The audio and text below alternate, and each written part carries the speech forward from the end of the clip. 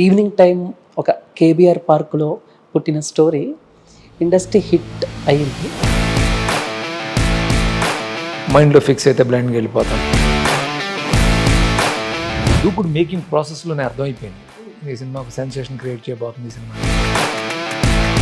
నేనంటే ఎలాగోలా నమ్మా, నిన్ను హీరో అంటే ఎలా నమ్మేవరా, కలర్ క్యారీ బ్యాగ్ వేసిన అంటే గ్రాఫిక్స్లో తీసేస్తారు అనుకున్నాను. సో ఎలా ఎంఎస్ గారు కూడా ఉంటే బాగుంటుంది, నాకు చాలా ఇష్టం ఆయన అంటే. అప్పుడు ఈ షోరీల ఐడియా వచ్చింది. అది నేను గుజరాత్లో ఉండగా మహేష్ బాబుకి చెప్పాను. ఇది చుల్బులి సాంగ్ చూస్తున్నప్పుడు దగ్గర నవ్వాడు అసలు. ఎవరిని ట్రోల్ చేయాలన్నా, ఎవరి మీద మేము వేయాలన్నా వేసాడు మళ్ళీ వేసాడు అనేది మాత్రం డెఫినెట్గా మా ఫ్రెండ్ ఒక అతను ఉన్నారు, అతను మేనరిజం.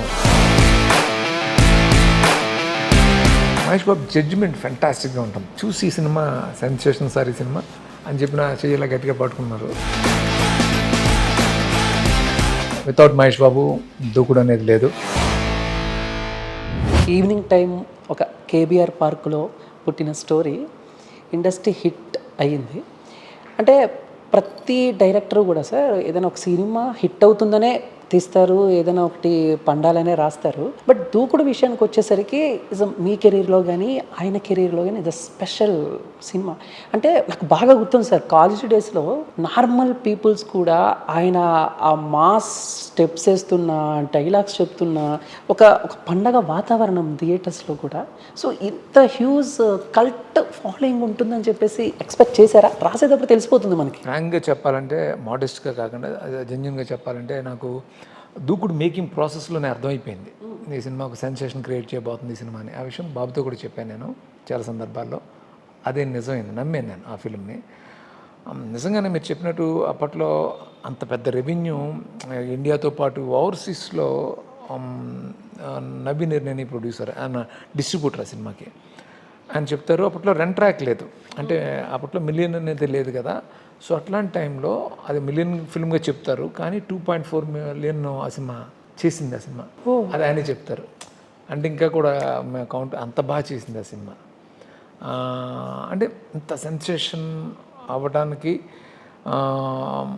చాలా రీజన్స్ ఉన్నాయి. అందులో మెయిన్గా ఏంటంటే మహేష్ బాబుని ఆ ప్రాపర్ క్యారెక్టర్లో అన్ని షేడ్స్లో చూడడం నాకు పెద్ద రీజన్ అయింది. బట్ నేనైతే మేకింగ్ ప్రాసెస్లోనే డెఫినెట్గా సెన్సేషన్ అవుతుందని అనిపించింది నాకు.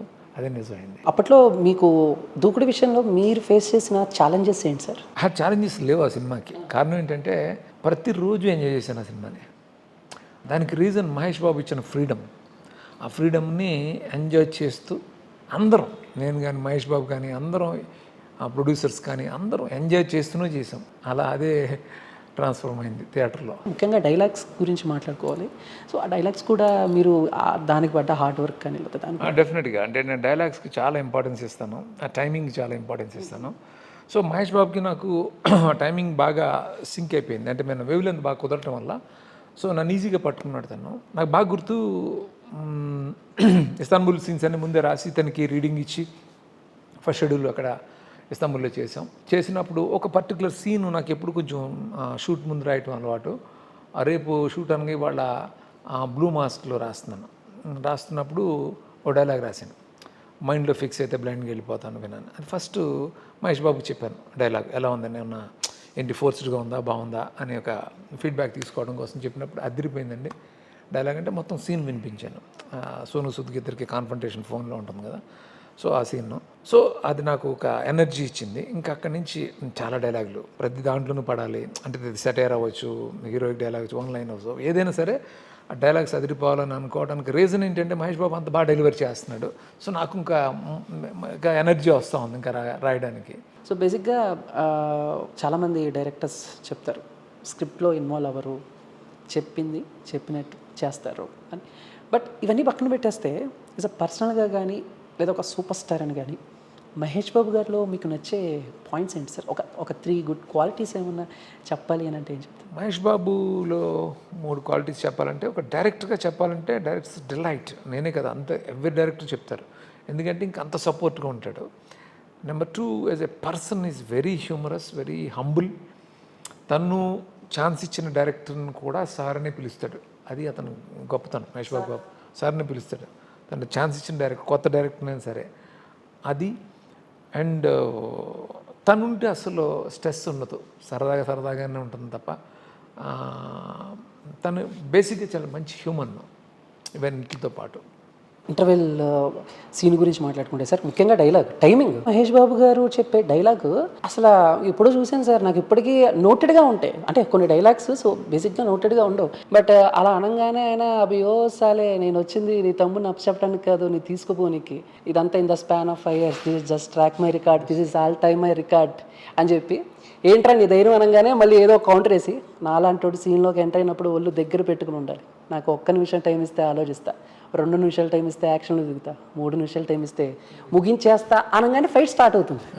సో మీరు అన్నట్టు ఒక డైలాగ్ కూడా ఆ టైమింగ్ అనేది ఎలా సార్, అసలు ఎలా క్రియేట్ చేస్తారు అసలు? ఇందాక మీరు అడిగిన క్వశ్చన్ అంటే ఆ కాన్ఫిడెన్స్ ఉందా మీకు, ఎందుకు ఇంత అవుతుందని ఊహించారా అంటే, ఆల్ టైమ్ రికార్డ్ అనే డైలాగ్ పెట్టడానికి రీజన్ కూడా ఆ కాన్ఫిడెన్సే.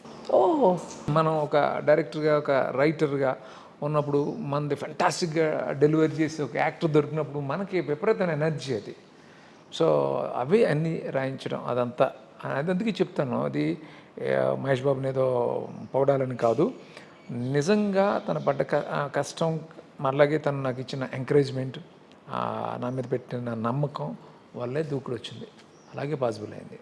అసలు కష్టం ఏ క్షణం ఫీల్ అవ్వలేదు, ఎంజాయ్ చేసాం, ప్రతి క్షణం ఎంజాయ్ చేస్తూ చేసాం. సార్ మీకు కామెడీ రాయటం ఈజీ సార్, బట్ అలానే మాకు అనిపిస్తుంది, కానీ ఒక పంచ్ రాసి దాన్ని జనాల్లోకి తీసుకెళ్ళి ఆ పంచ్కి మేము రియాక్ట్ అయ్యి మేము నవ్వాలి అని అంటే అది ఎంత కష్టమో మీకు తెలుసు. సో ముఖ్యంగా దూకుల్లో అలాంటి పంచ్ డైలాగ్స్ చాలా ఉన్నాయి ఇప్పటికీ సోషల్ మీడియాలో. సో ఎవరిని ట్రోల్ చేయాలన్నా, ఎవరి మీద మేము వేయాలన్నా, వేసాడు మళ్ళీ వేసాడు. సో ఎలా సార్, ఎలా వచ్చినాయి సార్? అంటే బేసిక్గా మీ సర్కిల్లో ఎవరైనా రియల్గా యాక్చువల్గా మళ్ళీ వేసాడు అనేది మాత్రం డెఫినెట్గా మా ఫ్రెండ్ ఒక అతను ఉన్నారు, ఆయన అతను కొంచెం అతని మేనరిజం అది, నా close friend, long time friend, అది నేను అక్కడ అడాప్ట్ చేశాను. అతను అలా అంటూ ఉంటాడు, అది మహేష్ బాబు చాలా బాగా చెప్పాడు, నాకంటే బాగా చెప్పాడు. సో అది అలా, అది ఇప్పటికీ మాట్లాడుతుంటాడు. సార్ డైరెక్టర్గా మీకు ఒక విజన్ ఉంటుంది, దాన్ని తీసుకెళ్ళి హీరోకి సార్ ఇది అని చెప్పినప్పుడు, సో మీకు ఒక స్టైల్ ఉంటుంది, మీరు ఒకటి ఎక్స్పెక్ట్ చేస్తారు, అండ్ మహేష్ బాబు గారి దగ్గరికి వచ్చేసరికి అది వేరేలా మారిపోద్ది. సో అలా దూకుల్లో ఏమన్నా ఆయన కొంచెం ఇదయ్యి, నేను ఇలా చేస్తాను, అలా చేస్తాను, ఇలా చేస్తే బాగుంటుంది, అలా చెప్తాను, ఏమన్నా డిస్కషన్? అసలు అది గొప్పతనం, అసలు అంత పెద్ద స్టార్, నేనేం చెప్తే అది, ఎలా చెప్తే అలాగా, నాకంటే బెటర్గా చేసిన సందర్భాలు చాలా. అంటే ఫ్రాంక్గా చెప్పాలంటే కొన్ని మాడ్యులేషన్స్, కొన్ని ఇవన్నీ నాకు గ్రిప్ ఉంటుంది కదా, సో చాలా తక్కువ సందర్భాలు అనిపిస్తుంది మనం చెప్పినట్టు వచ్చింది లేకపోతే అని. బట్ ఆ సినిమాలో చాలా ప్రతి డైలాగు తను చెప్తుంటే చాలా బాగా చెప్పాడు అని అనిపించేది నాకు. సో అట్లా జరిగింది అదంతా కూడా.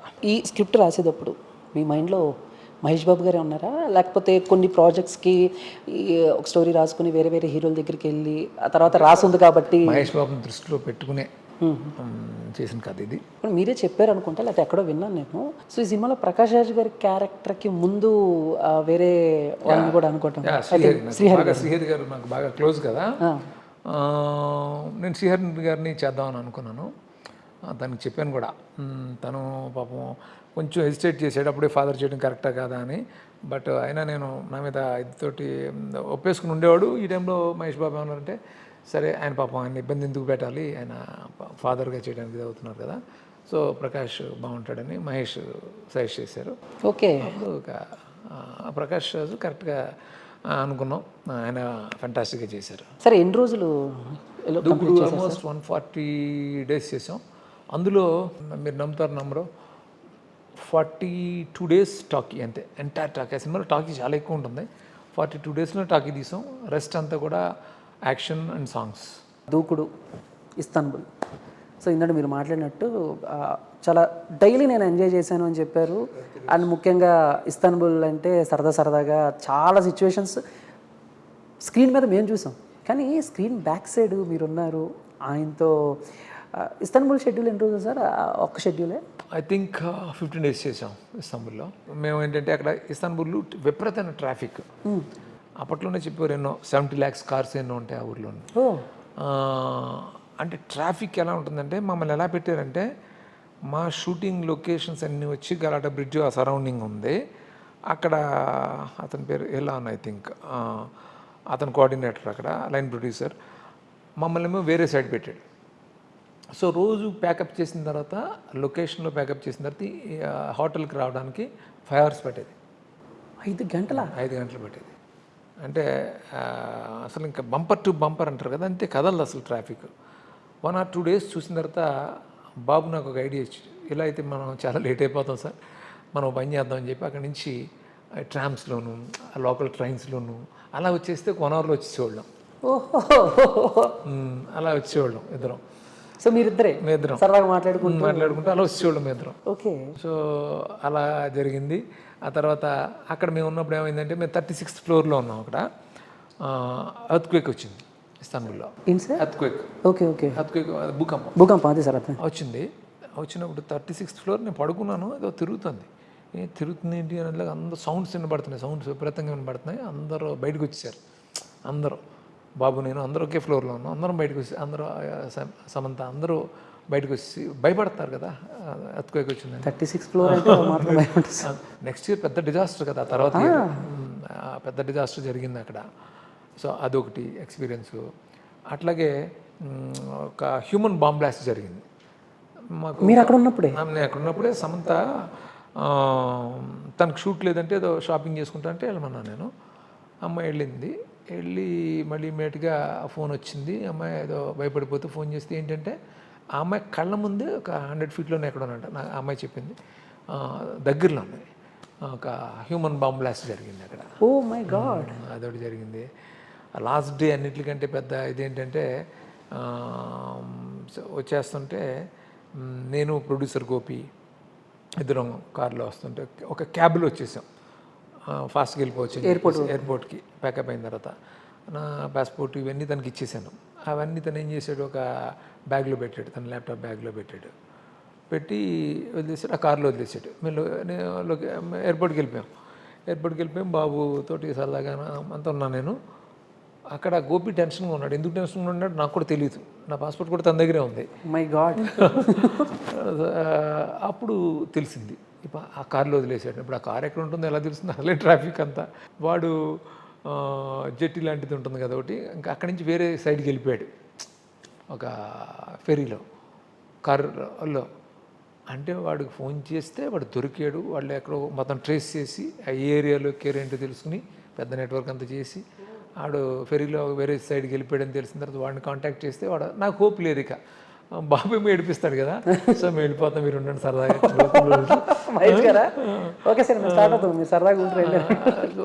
నాకేమో పిల్లలు అంటే తొందరగా వచ్చేయాలి, పిల్లల్ని కలవాలని ఉంటుంది నాకు ఎప్పుడు అవుట్డోర్ వెళ్ళినప్పుడు. సో నేనేమో చిన్నపిల్లలాగా అయిపోయినాను అక్కడ. మీరు అందరూ వెళ్ళిపోతాను, నేను ఉండిపోతాను ఇక్కడ. సో అది లాస్ట్ మినిట్లో వాడు డ్రైవర్ పాపం సిన్సియర్గా తీసుకురావటం.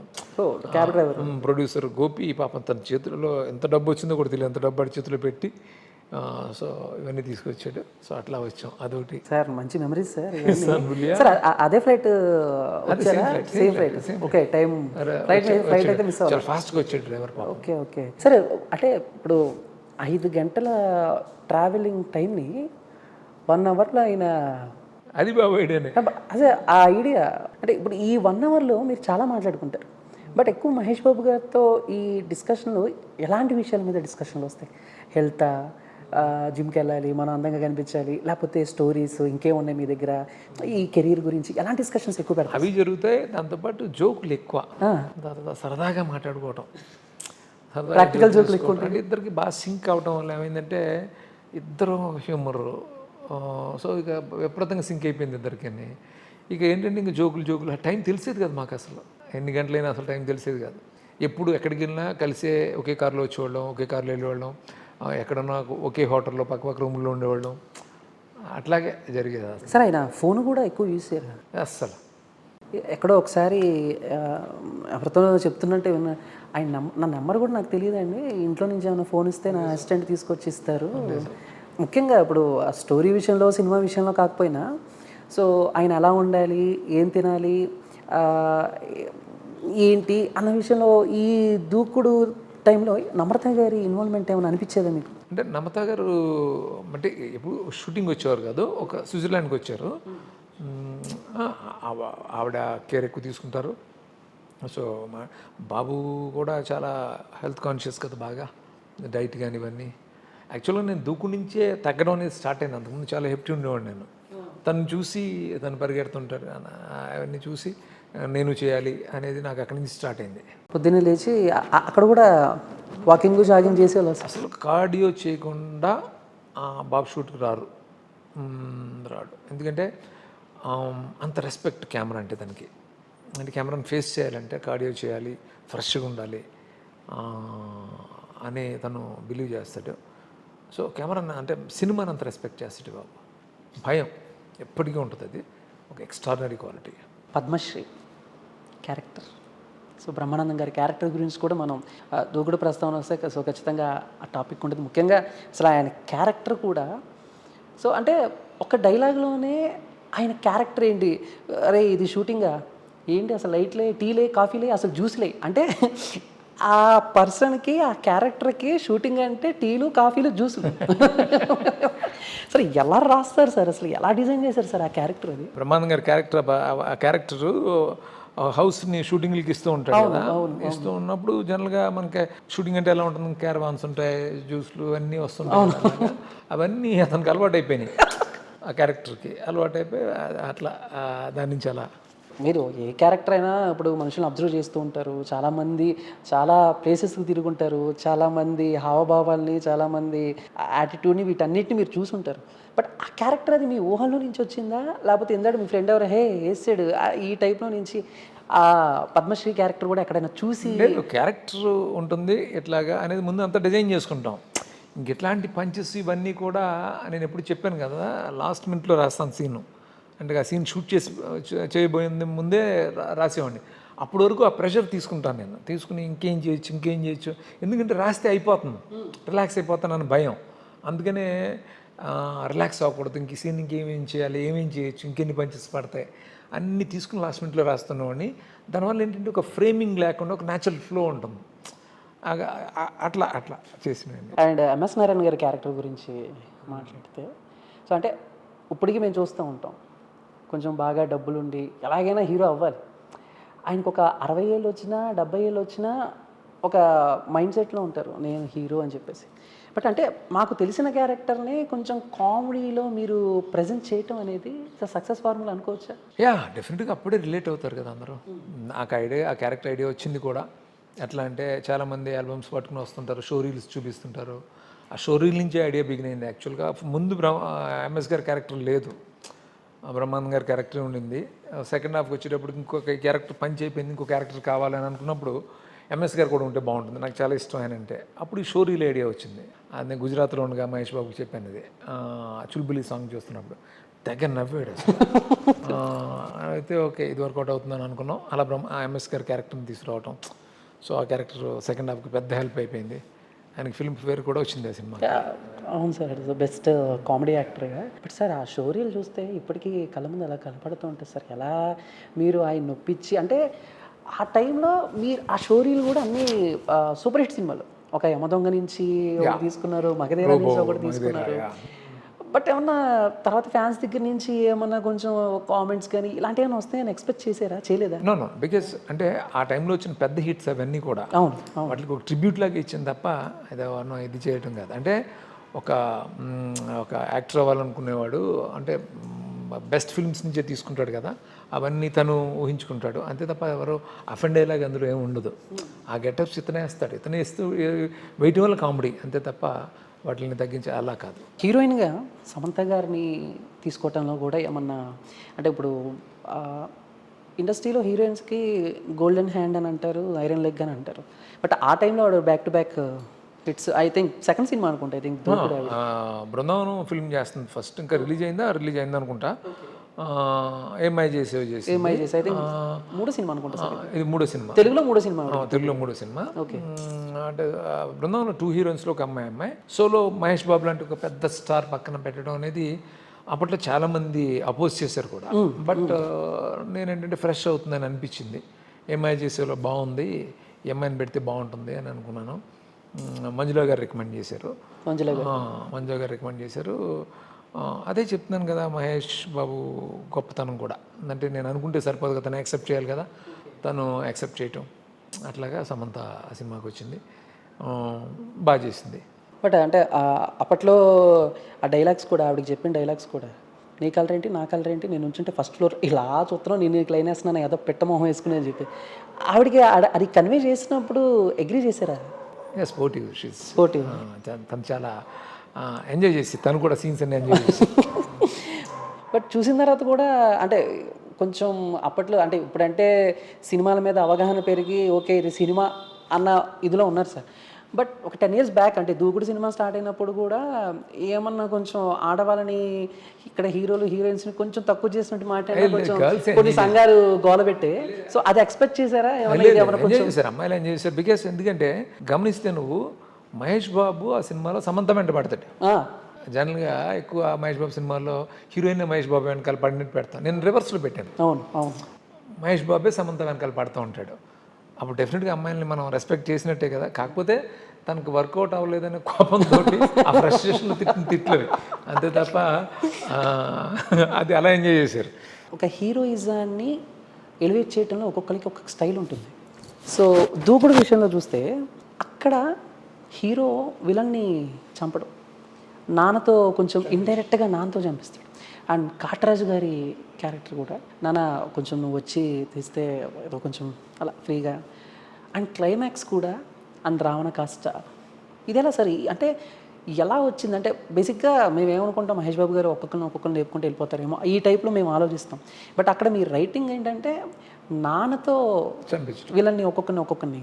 సో ఏంటి సార్ ఈ ప్రాసెస్? సో డెఫినెట్గా అంటే ఊటీలో వచ్చిన ఐడియా ఇది. ఊటీలో లౌడేల్లో గెస్ట్ హౌస్లో ఉండేవాళ్ళు మేము అందరం. ఉంటున్నప్పుడు సెకండ్ హాఫ్ గురించి డిస్కస్ చేస్తున్నప్పుడు సెకండ్ హాఫ్ ఎలా చేద్దాం అంటే అప్పుడు వచ్చిన ఐడియా ఫాదర్తో చంపించితే ఎలా ఉంటుంది అనే ఐడియా. అంటే ఫాదర్కి తెలియదు అసలు, ఫాదర్ ఇదంతా తెలియని ఆ ఫాదర్ తోటి వీళ్ళని చంపించాలి, అది ఛాలెంజ్. సో ఐడియా రావటం అప్పుడు ఇమ్మీడియట్గా నాకు అనిపించింది మెర్సీ కిల్లింగ్ ఒకటి అనిపించింది, ఆ లాస్ట్ది కూడా అనిపించింది, బీబీది కూడా వచ్చింది అక్కడే.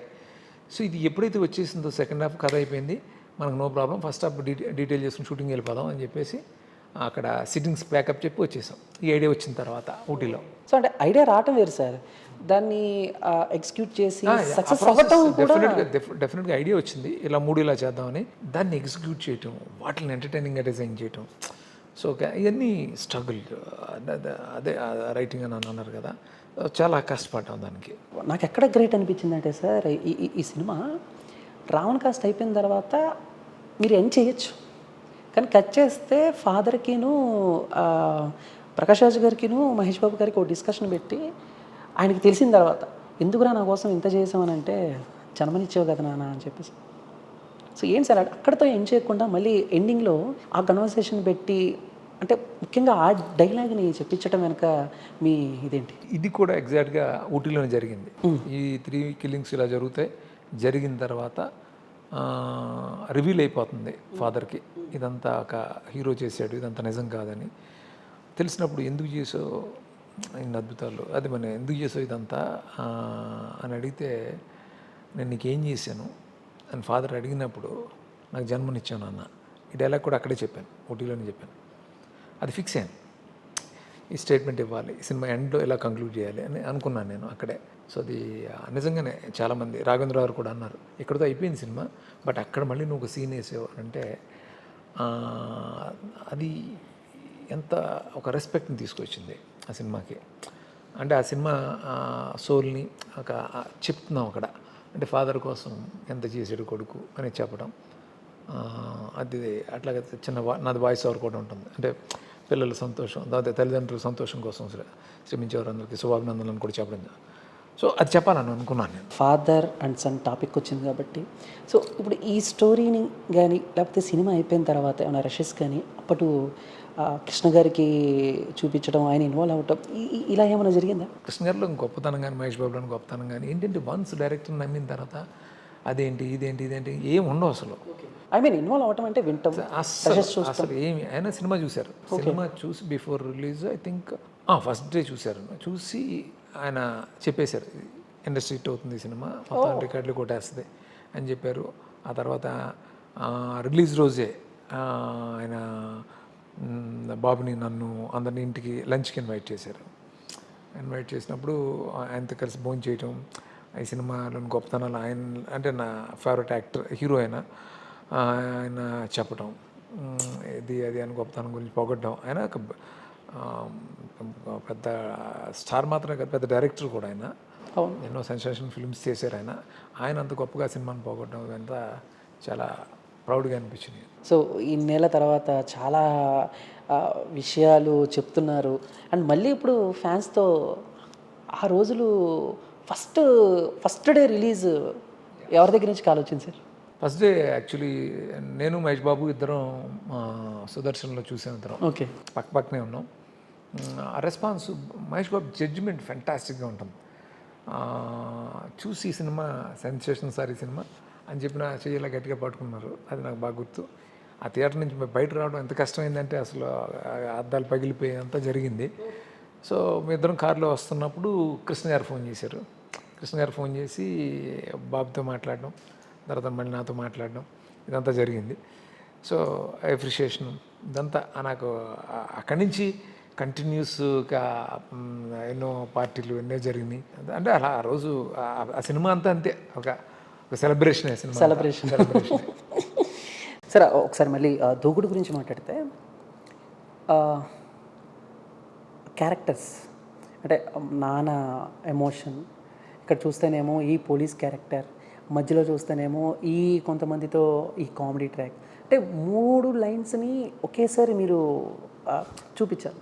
సో రైటింగ్లో కూడా చాలా ఛాలెంజెస్ ఉంటే చాలా కష్టపడతారు. బట్ ఈ టైంలో ఎక్కడైనా స్టక్ అయిపోయారా ఈ క్యారెక్టర్ని? మల్టీ లేయర్డ్ ఫిల్మ్ దూకుడు. ఎస్. సో అన్ని క్యారెక్టర్స్ని, అన్ని లేయర్స్ని బ్లెండ్ చేసి చేయటం screen play really very tough. అందుకే ఆ సినిమాకి అంత రిజల్ట్ వచ్చింది. నాకు చెప్తున్నాను కదా, నాకు అన్నిటికంటే నాకు ఒక సినిమా, ఒక మంచి సినిమా నేను చేయాలని అంటే నాకు కావాల్సింది బడ్జెట్లు ఇవేవిది కాదు, ఫ్రీడమ్ కావాలి నాకు. ఆ ఫ్రీడమ్ బాబు నాకు ఇవ్వటం వల్ల నాకు ఏది కష్టం అనిపించలేదు. ఎందుకంటే కాన్స్టెంట్గా ఆలోచిస్తూనే ఉండేవాడిని.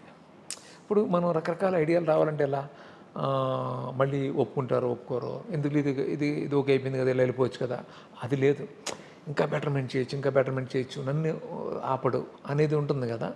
సో దానివల్ల అలా వచ్చింది ఆ ఫిల్మ్. సార్ అంటే ఇప్పుడు ఇందాక మీరు మహేష్ బాబు గారి గురించి చెప్పారు, ఆయనతో క్వాలిటీస్ అయినా చెప్పారు. బట్ అంటే మనతో పక్కనే కూర్చున్న వ్యక్తి ఆఫ్ కెమెరా ఒకలాగా, అండ్ ఆన్ కెమెరా వెళ్ళంగానే, కెమెరా పెట్టంగానే మహేష్ బాబు గారు కెమెరా ముందుకు రాగానే ఏదైనా ఒక విషయంలో సర్ప్రైజ్ అయ్యారా? అంటే పర్టికులర్గా ఆ మూమెంట్లో షూటింగ్ టైంలో చాలా సందర్భాల్లో పర్టికులర్గా మీరు ఇందాక చెప్పారే ఆ లాస్ట్ సీన్ ఉంటుంది కదా, నాకు జన్మనిచ్చాను అన్న సీను, తను ఎమోటైజ్ చేసిన విధానం అంటే చాలా తక్కువ టైంలో క్విక్గా చేసాము సీన్ ఎక్స్ప్లెయిన్ చేసి, ఇది బాబు అంటే నేను ఎప్పుడు కూడా ఈరోజు ఈ సీను అని ముందు రోజు చెప్పింది అలా చేసింది లేదు.